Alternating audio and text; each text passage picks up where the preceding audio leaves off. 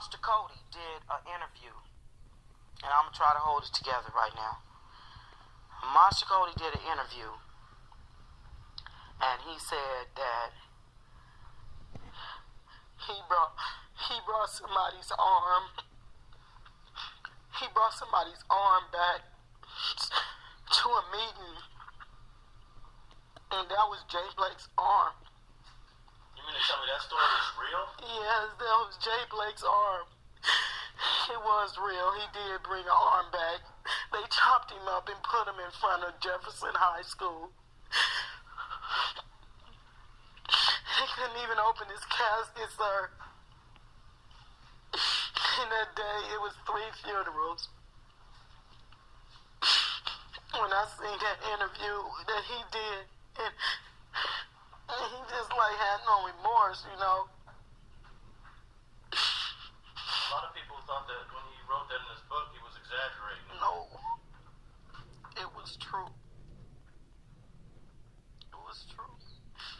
And he was talking to me through the vent. He was next door to me. We were in Delano, and I was coming through on my way back to Pelican Bay, and Kid Rock was my neighbor. So he got me in the vent. He said, "Moss, let me talk to you, man." I said, "What's up?" He said, "Hey, homie, I really don't know you. You know what I'm saying? I read you some of your stuff." He said, I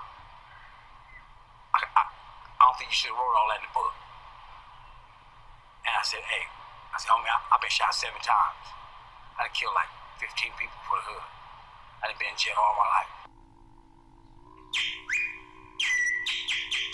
Who's to say I can't write about my life and the destruction I caused and the hurt I'm in?" And the homie said, "Ask him." He said, "Damn, I never even thought about it like that." He said, "Man, I appreciate that, man." And that was it. But here's the thing. This is what I tell young cats. The Crips are not the Masons. The Crips are not the Mexican Mafia. The Crips are above ground street gang. You're not. You've been watching too many videos if you think you Don Corleone. And you know, every time you step off the corner, there's a car come by and you say that they're going to feds. You ain't stealing nothing but bicycles, man. I don't think the feds is after you. If that's the feds, they looking for me. She was freaky as a motherfucker. Skull, Sidewinder, Hunchy, Ex-Con, Bacon, Big Frog. I learned to just let my internal characters run around the cell, you know, kept me company. And you get in touch with your inner self, you start overstanding, man, and damn, man, you know, you cause a lot of destruction, you know?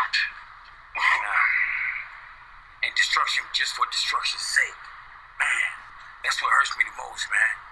And people say it's not for a reason, but it's for a reason, but the reasons are just not enough to die for. They ain't enough to kill for. Because, man, you make a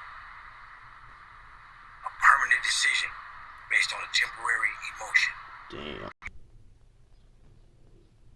And yeah, you mad enough to kill him and you just kill him, but you really ain't a killer, you just got mad.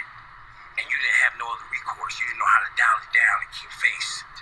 When I was illiterate and couldn't read or write, I used to fight a lot.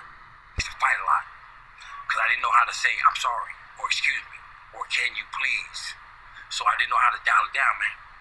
And so I would fight a lot. So once I learned words, comprehension, and dialogue, then I could be right and he could be wrong, or we both could be right and see different points of view of it. That don't come to necessarily have to go to fisticuffs or shooting somebody. And in the street organization thing, I try to take a different, you know, some of the most standard things that keep me with my head up and my chest out as an adult now, I learned in the game. In the area that we happen to have friends in. Some of our friends get hurt, so we go back and hurt somebody we think hurt our friends. Then it becomes a standoff because now it's personal. Because he hurt not just the homie, he hurt Fred. That's how war started. 40 years, us in the 60s, man. So all I want to say, man, I ain't no preacher or nothing. Man. Free guns, free robbers, take this shit. But not to my table. Free Remy, we got Remy flowing. Food 1260, ooh, in my face. I look in his eyes, though. He looking above me. So I say, 30 of them motherfuckers, right on top of me. I'm like, oh. There's gonna be a shootout in this motherfucker. And I went to the bathroom, you know, take my shit in the mirror, make sure I was bulging and shit. Back up there, was ready to die. Sat in the booth, took a shot of Remy, and just turned around, look, take my hat off, took my handkerchief, black handkerchief, rubbed my hair, make sure they see me, put my hat back on, cut my head, and wait to get shot in the back of the head. Didn't get shot, like about 5 minutes. I'm like, these motherfuckers young. They ain't even know